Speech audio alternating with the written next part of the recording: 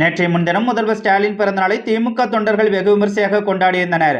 அந்த வகையில் முதல்வர் ஸ்டாலினை சந்தித்து வாழ்த்திய திமுக தொண்டர்கள் வரிசையாக ஸ்டாலின் காலில் விழுந்து வணங்கியது சமூக வலைதளங்களில் பெரும் பேசுபொருளாகியுள்ளது.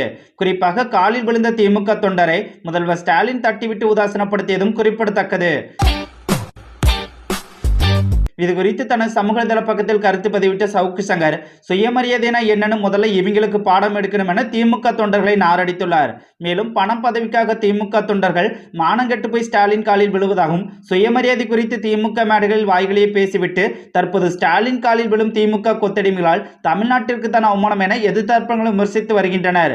மேலும் எடப்பாடி பழனிசாமிக்கு கால்வலி என கூறிய போது முதல்வர் ஸ்டாலின் மகனும் அமைச்சருமான உதயநிதி வாய்க்குழுப்படுத்த ஆபாசமாக பேசியிருந்த நிலையில் தற்போது தன்னை சந்திக்க வரும் திமுக தொண்டர்களை நின்று கூட வரவேற்க முடியாமல் சேரில் அமர்ந்து வரவேற்கும் அளவுக்கு ஸ்டாலின் உடல்நிலை மிக மோசமாகிவிட்டதாக சமூக ஆர்வலர்கள் கருத்து தெரிவித்து வருகின்றனர்.